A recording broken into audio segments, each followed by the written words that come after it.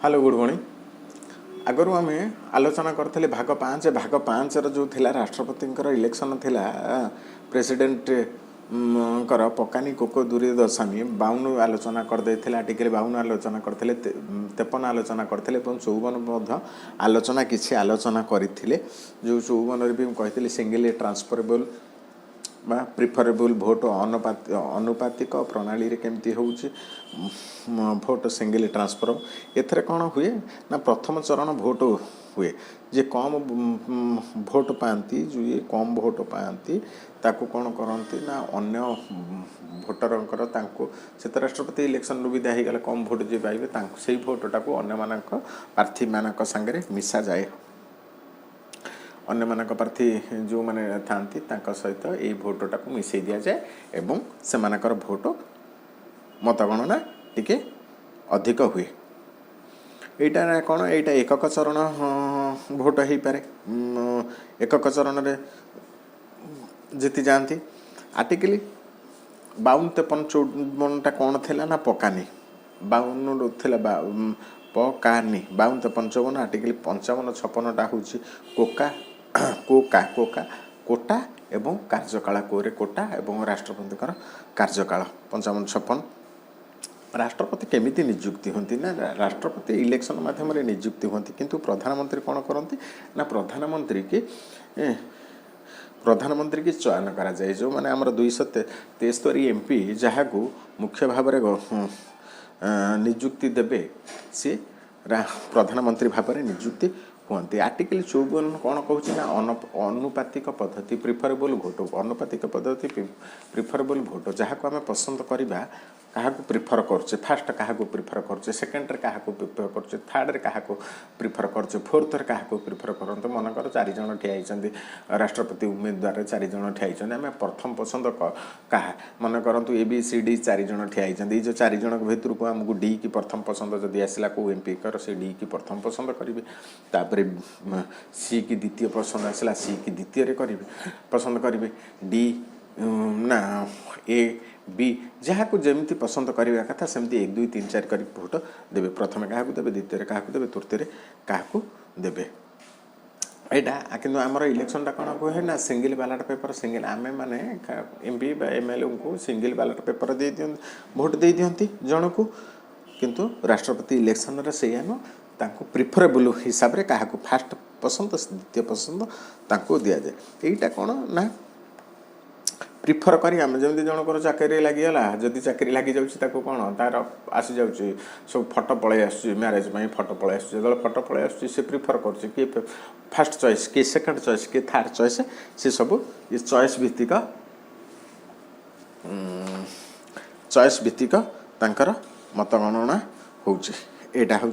आज द्वितीय चरण मतदान भिविगिरी आमर ओडिशा राष्ट्रपति होते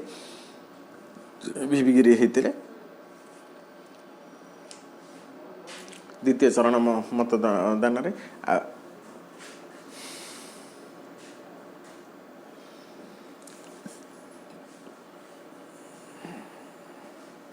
ये जो द्वितीय चरण मतदान होते कौन द्वितीय चरण तृतीय चरण कि चतुर्थ चरण भोट गणति हम यहाँ कौन हुए ना राष्ट्रपति केते जन उम्मीदवार ठिया होती सेटा को बेस करिकी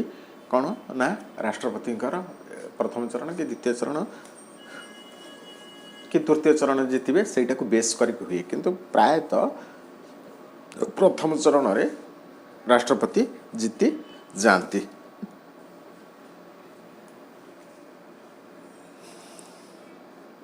आमर जे वर्तमान राष्ट्रपति रामनाथ कोविंद थिले रामनाथ कोविंद से कौन कले ना सी 8 लाख भोट तांकर होता तांकर जो से इलेक्शन जीति थे 8 लाख भोट रु अधिक से जीति थे केमी होता ये तो आमर तो ये सीट ना 8 लाख भोट तो सीट ना कि 8 लाख से जीतिले केमी यहाँ ना केमी जीतिले ना आमर विधानसभा जिते MLA रही लोकसभा जिते MP रही विधानसभा ओडिशा मन करूँ 247 रही ओडिशा सेमती प्रत्येक राज्य कौन 300 कौन 400 कौन 500 जिते MLA रही प्रति राज्यर MLA देवे भोट लोकसभा रे जो 543 जन रही लोकसभा भोट देवे 543 जन लोकसभा देबे 2 जण देबे नहीं 2 जण देबे नहीं को 2 जण ना आंग्लो इंडियन 2 जण जो मान को राष्ट्रपति मनोनीत करथिबे एवं राज्यसभा रे जो 245 जण अछंती 245 जण रु माइनस 12 कर दबा राज्यसभा को भी 12 जण को नोमिनेट करा जाए से 12 जण को माइनस करके से 233 जण भोट देबे एटा देबे राष्ट्रपति भोट आमर भोटर भैल्यूटा केमती बाहर करा जाए भोटर मूल्यटा गोटे भोटर मूल्य केते से गोटे एमपी बा गोटे एमएलए भोटर मूल्य आम जो एमएलए भोटर मूल्य जानी न पारिबा ताहले एमपी मानकर मध्य भोटर मूल्य जानी पारिबानी आम एटा केमती कैलकुलेशन हुए ना भोटर मूल्यटा जो विधानसभा रे रहिचंती एमएलए विधानसभा जो रही एमएलए से केमी हुए मन करूँ ओडिशार जनसंख्या 4 कोटी ओडिशार जितेबाला जनसंख्या हेले 4 कोटी एमएलए रहिले केते ना एमएलए रहउचंते 147 जन तो एटा कैलकुलेशन केमी हुए ना जनसंख्या जो प्रत्येक राज्यर एमएलए मानकर प्रत्येक राज्य एमएलए मानकर भोटर संख्याटा केते भैल्यूटा केमती बाहर करा जाए ना प्रत्येक राज्यर लोक संख्या मन करंतु ओडिशार लोक संख्या 4 कोटी हरण आमर ओडिशार एमएलए संख्या केते ना 147 4 कोटी विभक्तक 147 गुणाण 1000 जेतिकी होउची सेटा होउची गोटे एमएलए रो कोन ना भोटर मूल्य गोटे एमएलए भोटर मूल्य सेमती एमपीटा लोकसभा सेमती ना टोटाल एमएलए भोट टोटाल एमएलए भोट विभक्तक एमपी लोकसभा से एमपी कहले लोकसभा प्लस राज्यसभा सेटार हुए कौन ना गोटे एमपी रो भोटर मूल्य हुए भोटर मूल्य गोटे एमएलए केमिति हुए ना एमएलए हुए सही राज्यर लोक संख्या हरण सही राज्यर एमएलए संख्या गुणाण 1000 जेतिकी हैला सेटा होची एमएलए भोट एमपी भोट कौन ना टोटाल एमएलए भोट टोटाल 147 जन एमएलए भोट विभक्तक एमपी ओडिशा रु केते जन एमपी जाउछंती सेटा होची कोन ना लोक गोटे एमपी रा भोट संख्या एवं राष्ट्रपति निर्वाचन रे गोटे कोन होची ना जमानत राशि दिया जाउची जमानत राष्ट्रपति इलेक्शन रे जमानत राशि होची 15,000 टका जोटा सिक्योरिटी मनी जदि जणे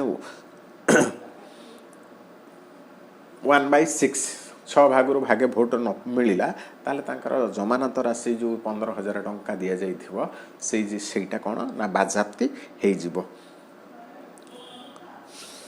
ना राष्ट्रपति निर्वाचन रे कोन पई एटा जमानत राशिटा रहिछि ना एटा रहिछि एथि पई जे जति जणे एटा गोटे मर्यादाजनक पोस्ट एवं मर्यादाजनक पोस्ट रे जणे जति छिडा होउचंती तेणु करी तांकर किछि सपोर्ट रहिबा दरकार तेणुक से जमानत राशिटा से रखा जाइए ये गला आर्टिकल 54 और आर्टिकल 55 कौन जो कोटा एवं कार्यकाल कोटा 55 और 56 आर्टिकल 55 कौन कहूँ कोटा मिनिमम भोट तांकर जो मिनिमम भोट कौन थिला ना टोटाल भोट आम जो आलोचना करते टोटाल भोट जन केते भोट पाइले जितबो ना टोटाल भोट विभक्तक केते जन ठिया होइचंती प्लस 1 एटा टोटाल भोट मन टोटाल भोट मन करंतु टोटाल भोट हे गला 100 विभक्तक केते जन ठिया होइचंती 4 जन ठिया होइचंती प्लस 1 सेटा होची तांकर कोन ना राष्ट्रपतिंकर इलेक्शन जितिया पई सेटा होची तांकर कैलकुलेशन एवं आर्टिकल 56 कौन कहछि ना कार्यकाल केते राष्ट्र को कार्यकाल आर्टिकल 56 रे कहिछि राष्ट्रपति कार्यकाल होछि 5 वर्ष अब राष्ट्रपति कार्यकाल को बढ़ाइबा किंबा घटाइबा ये जो जिनिसटा तांकर कार्यकालटा बढ़िबो कि कमई दिया जिवो से जो एटा होछि एटा आमे कोन करबा ना आर्टिकल 62 रे 62 रे आमे ताको देखिबा। ପକାନି କୋକା ବର୍ତ୍ତମାନ ଗଲା 55 ପକାନି କୋକା ତାପରେ ଦୂରୀୟ ହେଉଛି 57 58 57ରେ କ'ଣ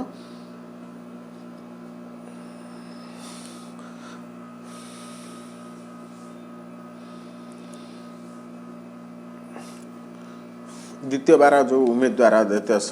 57 ଏଥିରେ ରାଷ୍ଟ୍ରପତି 58ରେ ଇଲିଜିବିଲିଟି ତାଙ୍କର କ'ଣ ଇଲିଜିବିଲିଟି ରହିବା ଦରକାର ନା ରାଷ୍ଟ୍ରପତିଙ୍କର କ'ଣ ଇଲିଜିବିଲିଟି ରହିବା କଥା ନା ସେ ଭାରତୀୟ ନାଗରିକ ହେଇଥିବେ ତାଙ୍କୁ 35 ବର୍ଷ ହେଇଥିବ ଏବଂ ଲୋକସଭା ପାଇଁ ସେ ଯୋଗ୍ୟତା ଲୋକସଭା ପାଇଁ ଏଇ ଯେଉଁ ଜିନିଷଟା ଯୋଗ୍ୟତାଟା କିଛି ନାହିଁ ଲୋକସଭା ତ ଜଣେ 25 ବର୍ଷ ହେଲେ ସେ ଲୋକସଭା ପାଇଁ ଯୋଗ୍ୟତା ହାସଲ କରୁଛି ଏବଂ ଭାରତୀୟ ନାଗରିକ ହେଇଥିଲେ ସେ ଲୋକସଭା ପାଇଁ ଯୋଗ୍ୟତା ହାସଲ କରୁଛି ଏବଂ ସେ ଦେବାଳିଆ ହେଇନଥିବେ ରାଷ୍ଟ୍ରପତି ନିର୍ବାଚନରେ ଭାଗ ନେବା ପାଇଁ କ'ଣ ଆମର ସବୁ ରହିଛି ସର୍ତ୍ତ କ'ଣ ରହିଛି ରାଷ୍ଟ୍ରପତି ନିର୍ବାଚନରେ ଭାଗ ନେବା ପାଇଁ ନା ଏଇ ଯେଉଁ ଜିନିଷ ତାହେଲେ ଆମର ଯେମିତି ୱାର୍ଡ଼ ମେମ୍ବରରେ ଠିଆ ହେଉଛନ୍ତି ସରପଞ୍ଚରେ ଠିଆ ହେଉଛନ୍ତି ସମସ୍ତେ ତ ଗୋଟେ ରାଷ୍ଟ୍ରପତି ନିର୍ବାଚନରେ ଠିଆ ହେଇପଡ଼ିବା ନା ନୋମିନେସନ୍ ଦାଖଲ କରିଦେବା ସମସ୍ତେ ତ ଠିଆ ହେଇପଡ଼ିବେ ରାଷ୍ଟ୍ରପତି ଯାହା ପାଖରେ ପଇସା ଅଛି କି କ'ଣ ଅଛି ସମସ୍ତେ ରାଷ୍ଟ୍ରପତି ନିର୍ବାଚନରେ ଏଇଟାକୁ ଘଟେଇବା ପାଇଁ ମର୍ଯ୍ୟାଦାଜନକ ଲୋକ ଠିଆ ହେବେ ତାଙ୍କୁ କେଉଁମାନେ ସପୋର୍ଟ କରିବେ ଏଇଟା ପାଇଁ ଗୋଟେ ସମ୍ବିଧାନରେ ବେହତରିନ ବହୁତ ସୁନ୍ଦର ଭାବରେ ଗୋଟେ ରହିଛି ନା ନିୟମ ଲେଖାଯାଇଛି ସେତେବେଳେ ଦେଖନ୍ତୁ ଯେଉଁମାନେ ସମ୍ବିଧାନ ନିର୍ମାଣ କର୍ତ୍ତାମାନେ କେତେ ଆଗକୁ ଭବିଷ୍ୟତକୁ ନଜର ରଖିକି ସମ୍ବିଧାନ ତିଆରି କରିଥିଲେ ନା ରାଷ୍ଟ୍ରପତି ଯେଉଁମାନେ ଠିଆ ହେବେ ତାଙ୍କ ପାଇଁ 50 ଜଣ ପ୍ରସ୍ତାବକ ଏବଂ 50 ଜଣ ଅନୁମୋଦକ ଦରକାର 50 ଜଣ ପ୍ରସ୍ତାବକ ସେ ଲୋକସଭାର ହୁଅନ୍ତୁ ବା ରାଜ୍ୟସଭାର ହୁଅନ୍ତୁ ଯେଉଁ ଆମର ରହିଛନ୍ତି ଲୋକସଭାରେ 543 ରାଜ୍ୟସଭାରେ 233 ଏ ଯେଉଁ ରହିଲେ ଛାଡ଼ିକି କେଉଁମାନଙ୍କୁ ଛାଡ଼ିକି ନା ଯେଉଁ ମନୋନୀତ ପ୍ରାର୍ଥୀକି ଛାଡ଼ିକି ଏଇତିକି ଯେଉଁ ରହିଲେ ଇଏ 545ରୁ 2 ଜଣ ଛାଡ଼ିଲେ 543 ରହିଲେ ଏବଂ ରାଜ୍ୟସଭାରେ ରହିଲେ କେତେ 233 12 ଜଣଙ୍କୁ ଛାଡ଼ିକି ମନୋନୀତ ପ୍ରାର୍ଥୀ ଛାଡ଼ିକି ଏଇ 545 ପ୍ଲସ୍ 233 ମଧ୍ୟରୁ ଆପଣଙ୍କୁ 50 ଜଣ ପ୍ରସ୍ତାବକ ଦରକାର ପ୍ରସ୍ତାବ ଆପଣଙ୍କର ପାରିତ କରିବା ଦରକାର ଯେ ହଁ ଏଇ ଲୋକକୁ 50 ଜଣ ରାଜ୍ୟସଭା ହୁଅନ୍ତୁ ବା ଲୋକସଭାର ହୁଅନ୍ତୁ ଏମ୍ପି ଆପଣଙ୍କ ନାଁକୁ ପ୍ରସ୍ତାବକ ହିସାବରେ ଉପସ୍ଥାପନ କରିବେ ନିର୍ବାଚନ ଆୟୋଗଙ୍କ ପାଖରେ ଏବଂ ଯେତେବେଳେ 50 ଜଣ ପ୍ରାର୍ଥୀ ନିର୍ବାଚନ ଆୟୋଗକୁ ଆପଣଙ୍କୁ ନାଁଟା ଦେବେ ଆଉ 50 ଜଣ କ'ଣ କରିବେ ନା ସମର୍ଥକ ଥିବେ ଏଇ 50 ଜଣ ସେଇ ସେମ୍ 50 ଜଣ ନୁହଁ ସେ 50 ଜଣକୁ ଛାଡ଼ିକି ଆଉ 50 ଜଣ ତାମାନେ ମୋଟାମୋଟି 100 ଜଣ ଲୋକଙ୍କ ସାଂସଦ 100 ଜଣ ସାଂସଦ ଆପଣଙ୍କର ନିହାତି ଦରକାର ଆପଣଙ୍କର ନାଁଟା କ'ଣ ନା ନିର୍ବାଚନ ଆୟୋଗଙ୍କ ପାଖରେ ମନୋନୀତ ହେବା ପାଇଁ ପ୍ରସ୍ତାବ ପାରିତ ହେବା ପାଇଁ ଆପଣଙ୍କର 100 ଜଣ ସାଂସଦ ଅତି କମ୍ରେ ନିହାତି ଦରକାର ନହେଲେ ତ ଆମର ଯେଉଁ 35 ଜଣରୁ ଯେଉଁ ଅଧାରୁ ଅଧିକ ନାଗରିକ ତ 35 ବର୍ଷରୁ ଅଧିକ ଅଧା ସମସ୍ତେ ତ ରାଷ୍ଟ୍ରପତି ନିର୍ବାଚନରେ ଠିଆ ହେଇପଡ଼ନ୍ତି ତେଣୁ ଅତି କମ୍ରେ 100 ଜଣ ସାଂସଦ ଦରକାର ଏବଂ ଆର୍ଟିକଲ ଦଶାମୀରେ କ'ଣ ଆର୍ଟିକଲ 59 କ'ଣ କହିଛି ନା କଣ୍ଡିସନ୍ କ'ଣ ରହିଥିବା କ'ଣ କଣ୍ଡିସନ୍ ନା ସେ ଜମାନତ ରାଶି 15,000 ଦେବେ ପାଗଳ ହେଇନଥିବେ ଦେବାଳିଆ ହେଇନଥିବେ ଏବଂ ସାଂସଦ ବା ବିଧାନ ମଣ୍ଡଳର ସଦସ୍ୟ ହୋଇନଥିବେ ହୋଇଥିଲେ ସେମାନେ କ'ଣ କରିବେ ନା ସଂସଦ ବା ନିର୍ବାଚନ ମଣ୍ଡଳର ସଂସଦ ହୋଇଥିଲେ କ'ଣ ହେବେ ନିର୍ବାଚନରେ ଯଦି ଜିତିଗଲେ ବାଇଚାନ୍ସ ସେ MLA ହୁଅନ୍ତୁ ସେ MP ହୁଅନ୍ତୁ ସେମାନେ କ'ଣ କରିବେ ଯଦି ରାଷ୍ଟ୍ରପତି ନିର୍ବାଚନରେ ଜିତିଲେ ତାହେଲେ ସିଏ ତାଙ୍କର ଯେଉଁ ପଦ ଥିବ ତାଙ୍କୁ ଛାଡ଼ିବେ ଜିତିଲେ କିନ୍ତୁ ଲାଭଜନକ ପଦବୀରେ ନଥିବେ ଲାଭଜନକ ପଦବୀ କ'ଣ ନା ସରକାରୀ ଚାକିରିରେ ସିଏ ନଥିବେ ଯଦି ସରକାରୀ ଚାକିରିରେ ସିଏ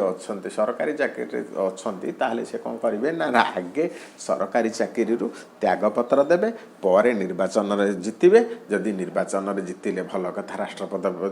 ରାଷ୍ଟ୍ରପତି ପଦବୀରେ ବସିବେ ଯଦି ନିର୍ବାଚନରେ ହେଲେ ଅଖା ଗଲା ଗଉଣୀ ଗଲା ସବୁ ଗଲା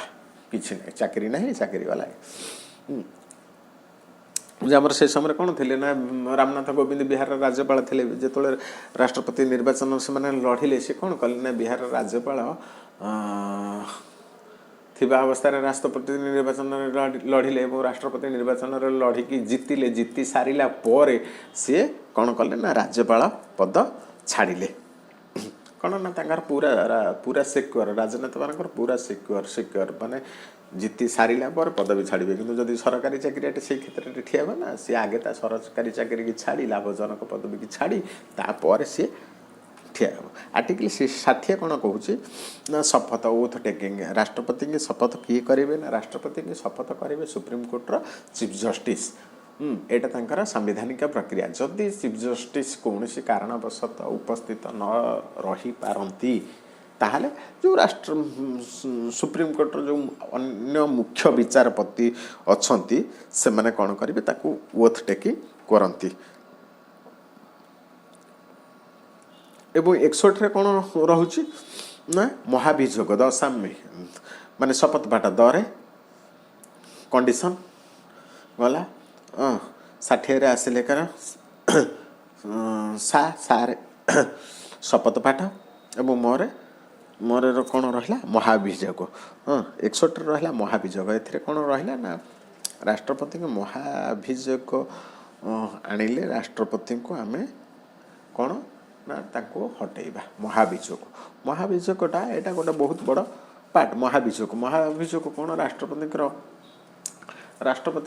राष्ट्र 61 कौन कहूँ महाभियोग यहाँ टोटाल 61 पर्यंत राष्ट्रपति 52 ठारू 61 पर्यंत पूरा चर्चा राष्ट्रपति हूँ तेणुक महाभियोग कौन ना 61 कही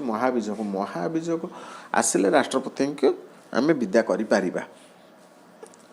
ये जो राष्ट्रपति पदवीटा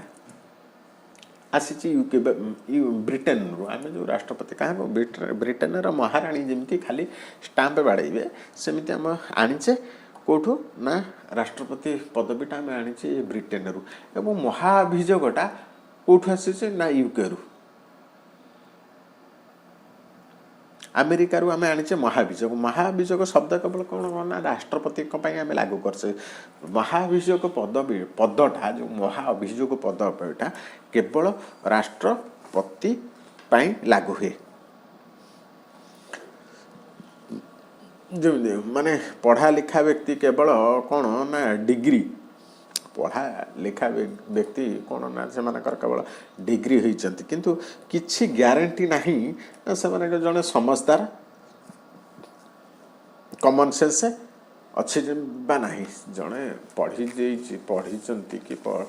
डिग्री हासिल कर जिनटा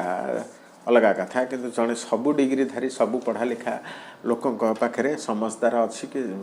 माने कॉमन सेंस अच्छी तार माने किछि नहीं एग्जाम्पल आपड़ देखिए पूरा इतिहास रे मोहम्मद बिन तुगलक जी आड़बाया सुल्तान कहती मोहम्मद बिन तुगलक को आम कहूँ आड़बाया सुल्तान सी कौन कर जीवन रे 26टी भाषा सी जानी मोहम्मद बिन तुगलक सबुठु शिक्षित लोक थिला एवं से 26टी भाषा जानी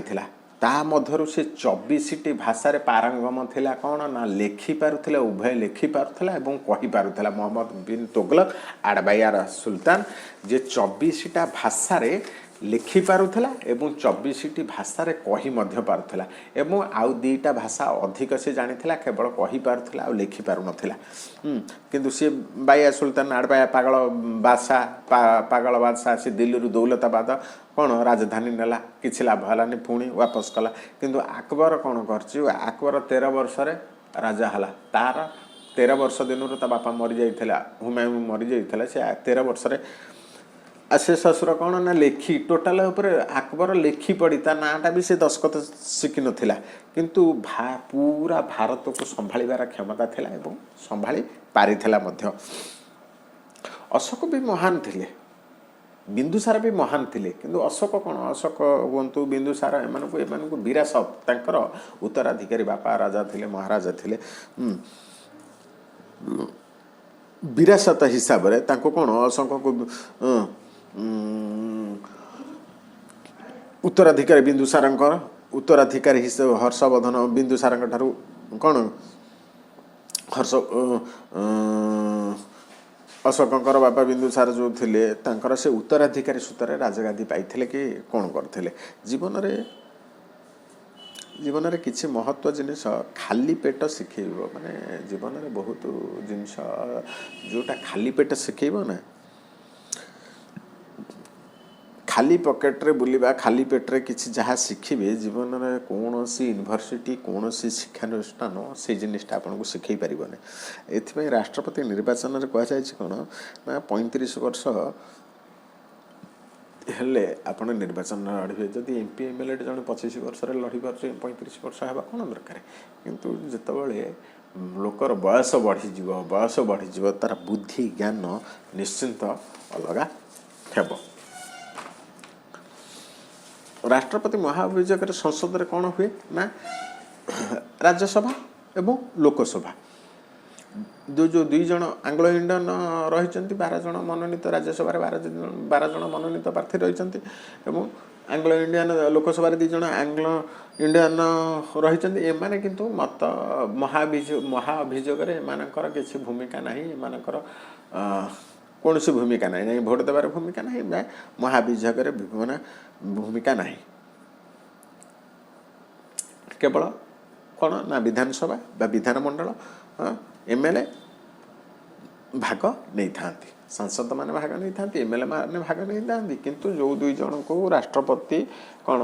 ना मनोनीत कर लोकसभा को 2 जन एवं राज्यसभा को 12 जन से माने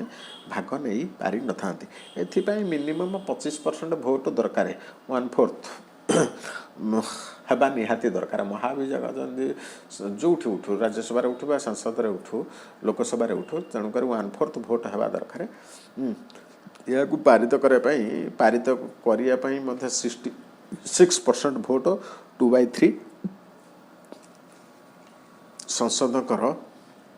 अनुमोदन दरकार यहाँ 14 दिन भितर कौन राष्ट्र माने राष्ट्रपति जदि बहुमत साबित करने समय दि जाए राष्ट्रपति की समय दि जाए 14 दिन समय दि जाए महाभियोगटा उठेवाई लोकसभा उठू बा राज्यसभा उठू 1/4 25% भोट दरकार 25% भोट दरकार लोकसभा हो बा राज्यसभा हो महाभियोग उठेवाई पारित हाँपाई यहाँ 66% भोट दरकार जोटा 2/3 तांको महाभियोग दोषी करने दरकार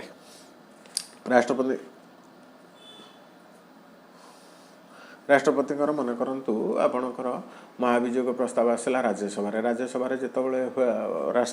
महाभियोग प्रस्ताव आसला सेटा लोकसभा को पलैब लोकसभा 66 करने तेणुक जो सदन कौन राष्ट्रपति जो सदन महाभियोग आसे अलग सदन ताको पारित करने कौन से सदन में सेटा रुहेनी पारित करने अलग सदन को जाए मन करंतु राष्ट्रपति लोकसभा आसला राज्यसभा पारित हम राज्यसभा आसला लोकसभा पारित होती आई समय कौन होती ना उपराष्ट्रपति काम चलाती यही प्रोसेसटा हुए कौन ना सुप्रीमकोर्ट को विचारपति पाई हुए सुप्रीमकोर्टर विचारपति क्षेत्र में यही महाभियोग प्रस्ताव आसी थाए सुप्रीमकोर्टर विचारपति आमर जो दीपक मिश्र थिले तांका एग्नेस्ट रे कौन कले ना जो आमर थिले कि ना कांग्रेस तबले कांग्रेस सरकार कांग्रेस दीपक मिश्रा तांका एग्नेस्ट रे महाभियोग प्रस्ताव आनी थिले कि आमर कांग्रेस आनी थिले तांका पाखरे से जानी नथिले जे तांका पाखरे 25% भोट ही नहीं महाभियोग पारित भी हो पारला नहीं महाभियोग आनी पूरा संसद रे पूरा संसद रे तांकर 9% भोट माने महाभियोग आनीबा 25% भोट दरकार जनक नारे आने राष्ट्रपति बा सुप्रीमकोर्ट मुख्य विचारपति ये किंतु महाभियोग आने बोली हालाचेला करदे जो 9% भोट समुदाय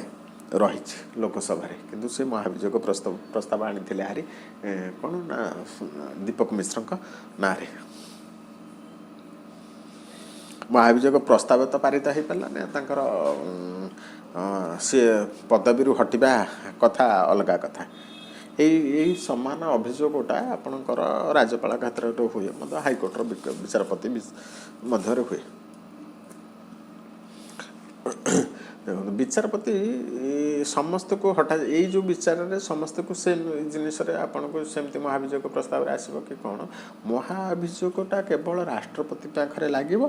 ଅନ୍ୟମାନଙ୍କ ପାଖରେ କେବଳ ରାଷ୍ଟ୍ରପତିଙ୍କ ପାଖରେ ଲାଗିବ ମହାଭିଯୋଗ। ଆଉ ସୁପ୍ରିମକୋର୍ଟର ବିଚାରପତି ହୁଅନ୍ତୁ, ରାଜ୍ୟପାଳ ହୁଅନ୍ତୁ ବା ହାଇକୋର୍ଟର ବିଚାରପତି ହୁଅନ୍ତୁ, ତାଙ୍କ ପାଖରେ ଅଭିଯୋଗ ପଦଟା ଶବ୍ଦଟା ନ ଲାଗିବ କ'ଣ ନା ସଂସଦୀୟ କାରବାଇ ଦ୍ୱାରା ତାଙ୍କୁ ହଟାଗଲା। ଏମାନଙ୍କୁ ଯଦି ହଟାଯିବ ସେଇ ପ୍ରୋସେସଟା ସେମିତି 25% ଭୋଟରେ ପାରିତ ହେବ। 25% ଭୋଟ ହେଲେ ମହା ଅଭିଯୋଗ ଆସିବ, 66% ଭୋଟ ହେଲେ ମହା ଅଭିଯୋଗଟା ପାରିତ ହେବ। ସେମ୍ ପ୍ରୋସେସରେ ଏ ସମସ୍ତଙ୍କର ସୁପ୍ରିମକୋର୍ଟର ବିଚାରପତି, ହାଇକୋର୍ଟର ବିଚାରପତି ବା ରାଜ୍ୟପାଳଙ୍କ କ୍ଷେତ୍ରରେ ଲାଗୁ ହେବ। କିନ୍ତୁ ଏ କ୍ଷେତ୍ରରେ ମହା ଅଭିଯୋଗ ନ କହି ଆମେ ତାକୁ କହୁ କ'ଣ ନା ସଂସଦର କାରବାଇ, ସଂସଦୀୟ କାରବାଇ ଦ୍ୱାରା ହାଇକୋର୍ଟର ବିଚାରପତି ବା ରାଜ୍ୟପାଳ ବା ସୁପ୍ରିମକୋର୍ଟର ମୁଖ୍ୟ ବିଚାର ନ୍ୟାୟାଧୀଶଙ୍କୁ ଆମେ ହଟେଇଲୁ ସଂସଦୀୟ କାରବାଇ ଦ୍ୱାରା। ରାଷ୍ଟ୍ରପତି ଭବନ, ଆମର ଯେଉଁ ରାଷ୍ଟ୍ରପତି ଭବନ ରହିଛି, ରାଷ୍ଟ୍ରପତି ଭବନ କେଉଁଠି ରହିଛି? ରାଷ୍ଟ୍ରପତି ଭବନ ଆମର ରହିଛି ରାଇସିନା ହିଲ୍ରେ, ରାଇସିନା ପାହାଡ଼ ଉପରେ। এই ରାଷ୍ଟ୍ରପତି ସଂସଦଟା ଯେଉଁ ରହିଛି, ରାଷ୍ଟ୍ରପତି ଭବନଟା, ଏଇଟା କ'ଣ ରାଇସିନା ହିଲ୍ରୁ ରାଷ୍ଟ୍ରପତି ଭବନରୁ ଇଣ୍ଡିଆ ଗେଟ୍ ପର୍ଯ୍ୟନ୍ତ ଯେଉଁ ରାସ୍ତା ରହିଛି ତାକୁ ଆମେ କ'ଣ କହୁଛୁ ନା ରାଜପଥ କହୁଛୁ, ରାଜପଥ। ଆଉ ଏ ଯେଉଁ ଇଣ୍ଡିଆ ଗେଟ୍ ଯେଉଁଟା ଆମେ କହୁଛେ ସେଇଟା କ'ଣ ନା ଫାର୍ଷ୍ଟ ୱାର୍ଲଡ଼ ୱାର୍ରେ ଯେଉଁ ଭାରତୀୟ ସୈନ୍ୟମାନେ ଯେଉଁ ଯୁଦ୍ଧରେ ପ୍ରାଣ ହରାଇଥିଲେ, ଯେଉଁ ଶହୀଦ ହେଇଥିଲେ, ସେମାନଙ୍କର ଉଦ୍ଦେଶ୍ୟରେ ଇଣ୍ଡିଆ ଗେଟ୍ ବନା ଯାଇଥିଲା। ରାଷ୍ଟ୍ରପତି ଭବନରେ କ'ଣ ରହିଛି ନା ଗୋଟେ ଗାର୍ଡ଼େନ୍ ରହିଛି, ଯେଉଁଟାକୁ ଆମେ କହୁଛେ କ'ଣ ନା ମୁଗଲ ଗାର୍ଡ଼େନ୍ କହୁଛେ। ଏଥିରେ 1200 ପ୍ରକାର ଫୁଲ ଅଛି। ରାଷ୍ଟ୍ରପତି ଗାର୍ଡ଼େନରେ 1200 ପ୍ରକାର ଫୁଲ ଅଛି। ମୁଁ ରାଷ୍ଟ୍ରପତି ଭବନରେ 340 କୋଠରୀ ରହିଛି। ଏଇ ଯେଉଁ 340 କୋଠରୀ ରହିଛି ଏଇ ରାଷ୍ଟ୍ରପତି ଭବନକୁ, ଏଇଟାକୁ ନିର୍ମାଣ କରିଥିଲେ ମାନେ ଲୁଟିଆନ୍ ଜଣେ ଥିଲେ, ଲୁଟିଆନ୍। ସିଏ ସେଇଟାକୁ ନିର୍ମାଣ ଶୈଳୀ ତିଆରି କରିଥିଲେ। ଆର୍ଟିକଲ 60 କ'ଣ କହୁଛି ନା ରାଷ୍ଟ୍ରପତିଙ୍କର ପଦ ଖାଲି ରହିଲେ 6 ମାସ ଭିତରେ ତାକୁ କମ୍ପଲସରି ଇଲେକ୍ସନ୍ କରାଯିବ ନା ନିର୍ବାଚିତ କରାଯିବ। 6 ମାସ, ଏଇ ଯେଉଁ 6 ମାସ ରହିବ, ଏଇ 6 ମାସ ରାଷ୍ଟ୍ରପତି ପଦ ପାଇଁ ଉପରାଷ୍ଟ୍ରପତି କାମଚଳା ରାଷ୍ଟ୍ରପତି ହିସାବରେ ରହିବେ। ଯଦି ଉପରାଷ୍ଟ୍ରପତି ନ ରହିବେ ତାହେଲେ ସୁପ୍ରିମକୋର୍ଟର ବିଚାରପତି କ'ଣ କରିବେ ନା ସେ ଭାର ସମ୍ଭାଳିବେ। ତାଙ୍କର କାର୍ଯ୍ୟକାଳ କେଉଁ କ୍ଷେତ୍ରରେ ନା ରାଷ୍ଟ୍ରପତିଙ୍କର କାର୍ଯ୍ୟକାଳ ସମାପ୍ତ ହେଲେ ବା ଉପରାଷ୍ଟ୍ରପତି ରହିବେ ବା ତ୍ୟାଗପତ୍ର ଦେଇଦେଲେ, ଯଦି ସେ ତା ଭିତରେ ନ ରହିକି ତ୍ୟାଗପତ୍ର ଦେଇଦେଲେ ବା ମହା ଅଭିଯୋଗରେ ତାଙ୍କୁ ବିଦା କରାଗଲା ବା ନିର୍ବାଚନ ଅବୈଧ ଘୋଷଣା କରାଗଲା। ନିର୍ବାଚନ ଅବୈଧ କ'ଣ ଘୋଷଣା କରାଗଲା? ମନେ କରନ୍ତୁ ଆପଣ ଲେଖିଦେଇଛନ୍ତି ଭୁଲରେ ଆପଣଙ୍କର ଡେଟ୍ ଅଫ୍ ବାର୍ଥ 35 ବର୍ଷ ହେଇନି, 35 ବର୍ଷ ପୂର୍ବରୁ ଆପଣ ନିର୍ବାଚନ ଚଳି ଯାଇଛନ୍ତି କି ଜିତି ଯାଇଛନ୍ତି। ଯଦି ଆପଣଙ୍କର କିଏ କହିଦେଲା ନାହିଁ ତାଙ୍କର ଡେଟ୍ ଅଫ୍ ବାର୍ଥ ଇଏ ଥିଲା, ସେ ସରକାରୀ କ୍ଷେତ୍ରରେ ସରକାରୀ ଚାକିରି କରିଥିଲେ, ରାମନାଥ କୋବିନ୍ଦ ବି ସରକାରୀ ଚାକିରି କରିଥିଲେ, ତେଣୁକରି ତାଙ୍କ ସରକାରୀ ଚାକିରି କ୍ଷେତ୍ରରେ ଗୋଟେ ଡେଟ୍ ଅଫ୍ ବାର୍ଥ ଥିବ। ଭୋଟ ପରିଚୟ ପତ୍ର କି ଆଧାର କାର୍ଡ଼ରେ ଗୋଟେ ଥିବ, ସେ ଭୋଟ ପରିଚୟ ପତ୍ର ଦେଇକି ତାଙ୍କର କି ଆଧାର କାର୍ଡ଼ ଦେଇକି ତାଙ୍କର ଡେଟ୍ ଅଫ୍ ବାର୍ଥ ଦେଇଥିବେ। କିନ୍ତୁ ସରକାରୀ କାର୍ଯ୍ୟରେ ଯଦି ସେଇଟାକୁ କିଏ ଦେଖାଇଦେଲା, ସେଇଟା ଜିତିଥିଲେ ମଧ୍ୟ ତାଙ୍କର ମହାଭିଯୋଗ ହେଇଯିବ, ଅବୈଧ ହେଇଯିବ, ଯେଉଁଟା ଚୁନା ବାଗରେ ଦେଇଦେଲେ। ଏବଂ କାର୍ଯ୍ୟକାଳରେ ଥାଇକି ସେ ମୃତ୍ୟୁ ହେଲେ କିଏ ସମ୍ଭାଳିବେ ନା ଉପରାଷ୍ଟ୍ରପତି ସମ୍ଭାଳିବେ। ଏଇ ଯେଉଁ ପଦର କାର୍ଯ୍ୟକାଳ ସମାପ୍ତ ହେଇଗଲା କି ତ୍ୟାଗପତ୍ର ଦେଇଦେଲେ ବା ନିର୍ବାଚନ ଅବୈଧ ଘୋଷଣା ହେଲା ବା ମହା ଅଭିଯୋଗ ହେଲା ବା କାର୍ଯ୍ୟକାଳରେ ଥାଇକି ମୃତ୍ୟୁ ହେଲେ, ଏଇ 5ଟା କେସ୍ରେ କିଏ ନା ଉପରାଷ୍ଟ୍ରପତି ସେଇ ପଦଟାକୁ ସମ୍ଭାଳିବେ। ଏଇ 5ଟା କ୍ଷେତ୍ରରେ ରାଷ୍ଟ୍ରପତିଙ୍କର କ'ଣ ନା ପଦଟା ଖାଲି ପଡ଼ିଯାଏ।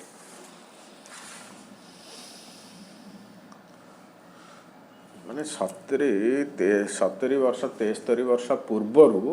ସମ୍ବିଧାନ ଲେଖାଯାଇଛି। ସମ୍ବିଧାନ ଲେଖାଯାଇଛି ସେ ସମୟରେ ବି ତାର ପ୍ରାବଧାନ କ'ଣ ରହିବ, କ'ଣ କେମିତି ହେବ, ତେଣୁକରି 70 ବର୍ଷ ପୂର୍ବରୁ ସେମାନେ 100 ବର୍ଷ ଆଗକୁ ଚିନ୍ତା କରିକି ସମ୍ବିଧାନ ଲେଖିଛନ୍ତି। 6 ମାସ ଭିତରେ ଆମେ ଆମକୁ ରାଷ୍ଟ୍ରପତି ଇଲେକ୍ସନ୍ କରିବାକୁ ପଡ଼ିବ ଏବଂ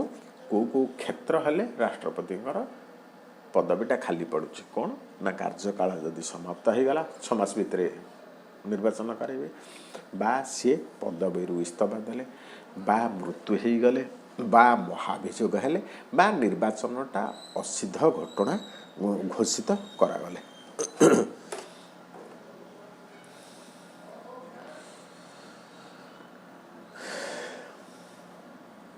ये जो राष्ट्रपति कौन एमती राष्ट्रपति दी जन थे जे मैंने कार्यकाल भितर मरी जाते कौन कौन करेंगे से बड़ पदवी सुहेला ना बड़ पदवी गोटे थे कि ना डॉक्टर जाकिर हुसैन एवं फारुकुद्दीन अली अहमद फखरुद्दीन अली मोहम्मद ये दुई जन राष्ट्रपति पूरा कार्यकाल जीवन भितर समाप्त करें ना एवं से समय से कौन करते ना माने जितेबले से राष्ट्रपति पदवी थे से समय मृत्युवरण करते। जाकिर हुसैन जितेबले मृत्युवरण करते से समय उपराष्ट्रपति थे ना वीवी गिरी। जो जाकिर हुसैन मले मृत्युवरण कले वीवी गिरी कौन कले ना उपराष्ट्रपति थिले तेणुक सी कार्यभार संभालिया कथा कौन राष्ट्रपति किंतु जितेबाला पुणी राष्ट्रपति इलेक्शन माने घोषणा है राष्ट्रपति इलेक्शन हम से समय कौन कले ना उपराष्ट्रपति पदवी थी कि तो सी राष्ट्रपति इलेक्शन लड़ी पारे से कौन कले ना उपराष्ट्र पदवी सी कौन कले निजुक्ति त्यागपत्र देदेले। उपराष्ट्रपति जो जड़े त्यागपत्र दे कथाटा बुझु जड़े राष्ट्रपति मृत्युवरण करगले ये थिले उपराष्ट्रपति उपराष्ट्रपति थिले ये बर्तमान चार्ज रे राष्ट्रपति पदवी रे चार्ज रे रहिबा कथा मध्य रहिले मध्य किंतु जेतबले चुनाव आयोग डिक्लेरेशन कले राष्ट्रपति इलेक्शन हवा ये थे कौन राष्ट्रपति इलेक्शन लड़े बोली कि उपराष्ट्रपति पदवी पदरू इस्तीफा पत्र देदेले जिते उपराष्ट्रपति रहिले ना से राष्ट्रपति चार्ज रे केमती रहिबे तेणुक से समय कौन है गोटे बढ़िया कथा है से समय राष्ट्रपति पद एवं उपराष्ट्रपति पद दीटाक पद वैकेंसी पड़गला। ये जो उपराष्ट्रपति ये संविधान टाक एत शीघ्र पढ़िले नहीं तेणुक दीटाक पदवी खाली पड़गला। जो दीटाक खाली पदवी पड़गला से समय कौन है ना सुप्रीम कोर्टर मुख्य विचारपति जी थे से पद को संभाल के रहिले। ये जो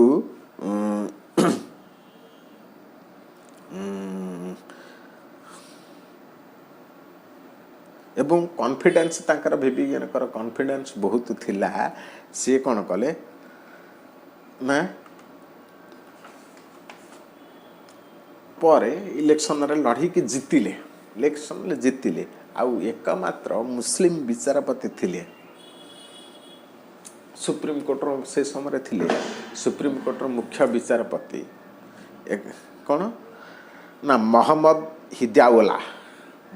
हिदावाला जी थिले सुप्रीम कोर्टर मुख्य विचारपति से समय सी कौन ना तीन भारतर तीन मुख्य पदवी रे से समय से अधिष्ठित हो पारे क्या गोटे मिलूनी से राष्ट्रपति उपराष्ट्रपति सुप्रीम कोर्टर मुख्य विचारपति तीन टाकर दायित्व सी एकमात्र मुस्लिम लोक जे तीन टाकर मुख्य होइके से समय सांविधानिक मुख्य होइके बसी एवं फखरुद्दीन अली मृत्यु